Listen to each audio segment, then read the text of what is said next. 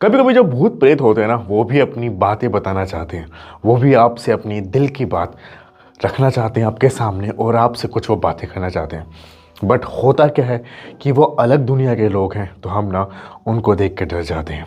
जैसे मान लो ये पीछे पेड़ है, अगर किसी रूह को बताना हो कुछ कि वो आसपास है, तो वो इसको हिला के बता सकती है।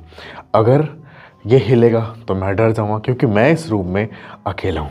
हाय, मेरा नाम है ओम, और आज की जो कहानी है कुलदीप नाम के एक लड़के की है। कुलदीप और अब उसकी गर्लफ्रेंड, उसका नाम नहीं लेंगे हम, वो दोनों एक गांव में रहते थे। एंड गांव से थोड़ी दूर जाके ना एक सड़क थी जो पूरे जंगल से, पूरा जंगल जंगल था, वो 1 किलोमीटर की सड़क उसके अंदर से गई हुई थी। वो जो दोनों को जब मिलना होता था ना, तो वो वहीं पर ही शाम को मिला करते थे, क्योंकि वहाँ पर लोग शाम के, दोपहर की बोल लो, अगर दोपहर बोलें तो वो भी गलत नहीं है। कहते हैं कि दोपहर के 12 बजे के बाद से ही लोग वहाँ पर जाना आना बंद कर दिया करते थे, क्योंकि वो एक ना शॉर्टकट था, वो जंगल से रास्ता था। और लोग कहते थे कि वहाँ पर ना एक औरत लोगों को दिखाई देती है। तो अब कुलदीप ना अपनी गर्लफ्रेंड से मिला करता था, तो उसकी गर्लफ्रेंड भी ना, कुलदीप उसको बोलता था कि थोड़ा टाइम और रुको और रुको।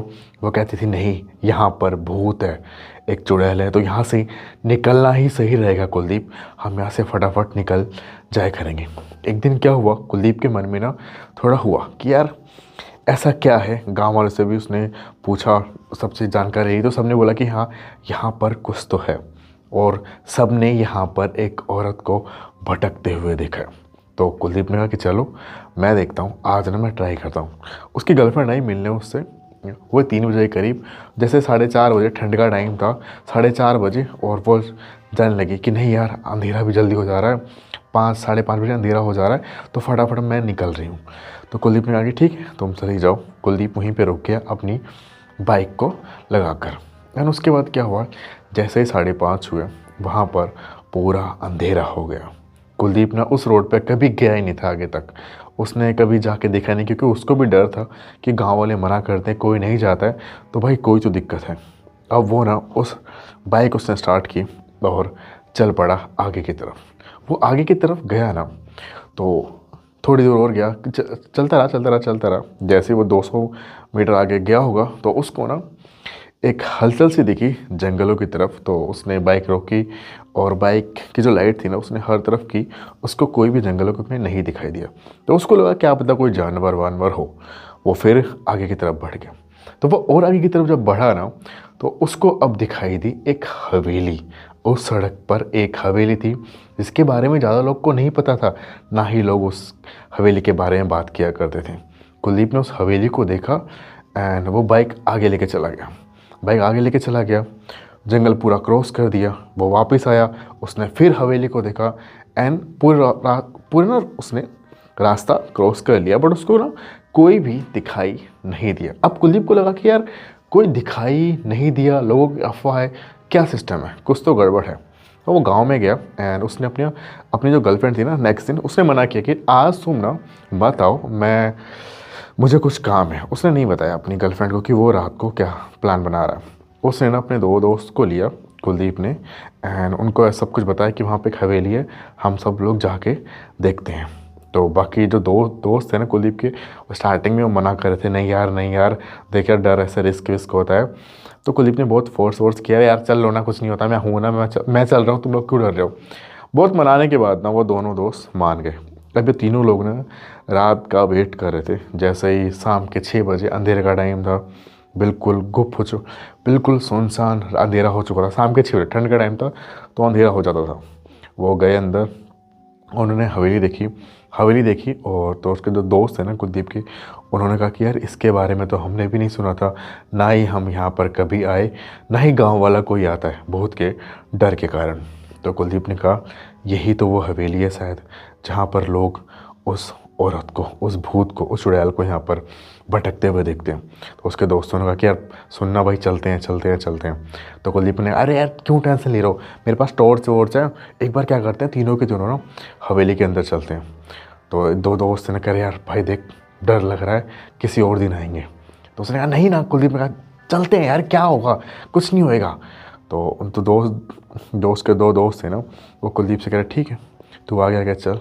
जैसे ही कुलदीप ने हवेली का गेट खोला ना, तो अंदर से पायलों की आवाज़ छन छन छन जैसे किसी की आ रही थी। कुलदीप हर तरफ टॉर्च मार रहा था। कुलदीप ने देखा इसके जो दो दोस्त थे वो भाग गए। वो रातों रात उन्होंने भाई बिना बाइक वाइक चाबी अभी कुछ नहीं ली, वो पैदल ही पैदल जंगल से दोनों जो रास्ता था वहाँ से हवेली की तरफ से भाग गए। अब कुलदीप अकेला था। कुलदीप भी डर रहा था, तो कुलदीप भी ना पीछे कदम अपने उसने ले लिए। तभी कुलदीप को आवाज़ आई एक औरत की, रुको, मैं तुम्हें कुछ बताना चाहती हूँ। कुलदीप काफ़ी डर गया एंड कुलदीप ना काँपने लग गया था, और वो कुलदीप वहाँ से जाने लग गया था, मतलब वो वही भागने लग गया था।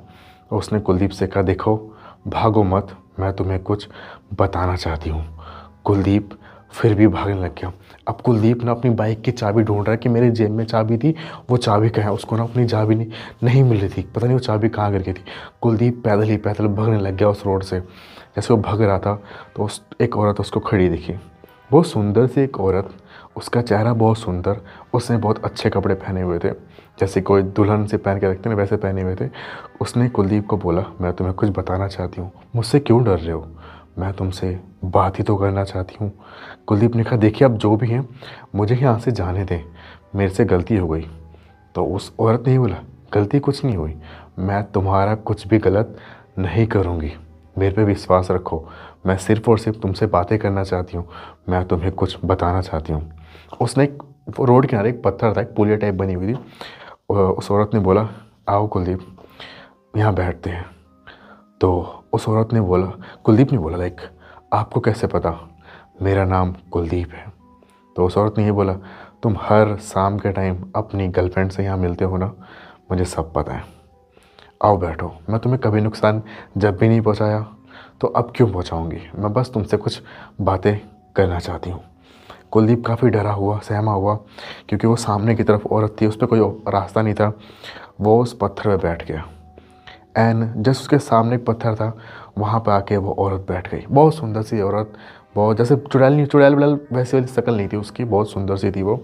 आके वो बैठ गई एंड कुलदीप से बोलने लग गई, मैं तुम्हें कुछ बताना चाहती हूँ, मैं एक लड़के से बहुत प्यार करती थी, वो लड़का मेरे को शादी करके इस हवेली में लेके आया।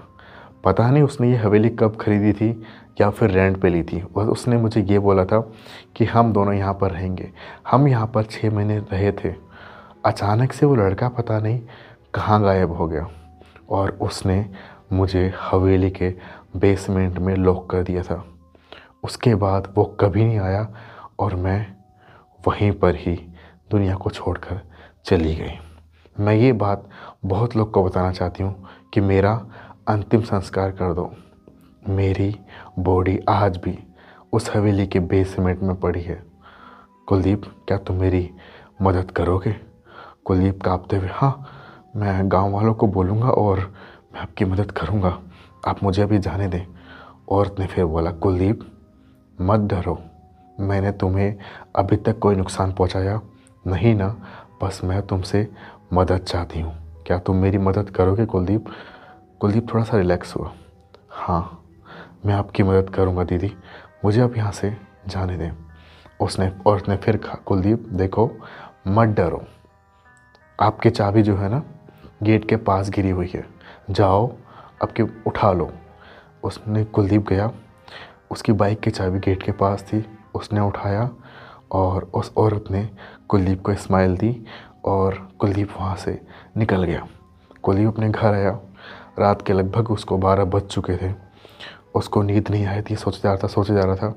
उसने ना अपने सभी दोस्तों को अगले दिन ये सारी बातें बताई कि यार उस औरत ने मुझे ऐसा ऐसा बताया। उसके दोस्त ने किसी ने विश्वास नहीं किया। गांव के बड़े बड़े लोगों को उन्होंने सभी लोगों ने बताया, उन लोगों ने सभी दोस्तों ने। तो गांव के जो बड़े लोग थे ना, वो 10-12 लोग, सब के सब लोग इकट्ठा हुए, उस हवेली के पास गए। हवेली का जो बेसमेंट था ना उसको तोड़ा उन लोगों ने। एंड अब तोड़ा तो देखा कि एक जगह पर कुछ हड्डियाँ पड़ी हुई थी, जैसे किसी का ना बॉडी की वो थी ना, वो पड़ा हुआ था। तो वो लोग समझ गए। और कुछ चूड़ियाँ थी, मतलब, और अंगूठी वंगूठी थी। तो वो लोग ना जैसे अंगूठी की हड्डी होती है ना, वो सब पड़ा हुआ था। तो वो देख के वो लोग समझ गए कि ये वही लड़की है, ये वही औरत है। उन लोगों ने उस हड्डियों को उसको इकट्ठा किया और जाके शमशान घाट में उनका अंतिम संस्कार किया। कहते हैं ना, कभी कभी लोग अपनी आत्मा की शांति के लिए लोगों से कुछ ना कुछ बताना चाहते हैं, पर लोग डर जाते हैं। क्या आप अगर वहाँ पे होते तो क्या आप उस औरत की बात सुनने की हिम्मत रखते या आप वहाँ से भाग जाते? ऐसी और स्कैरी ड्रावनी कहानी सुनने के लिए अगर आप इसको फेसबुक पे देख रहे हो तो मेरे पेज को फॉलो किए ना मत जाना। अगर आप इसको यूट्यूब पे देख रहे हो तो सब्सक्राइब किए ना मत जाना। ओमकार रेडियो। मिलते हैं सभी को नेक्स्ट वीडियो में, तब तक के लिए बाय गाइस।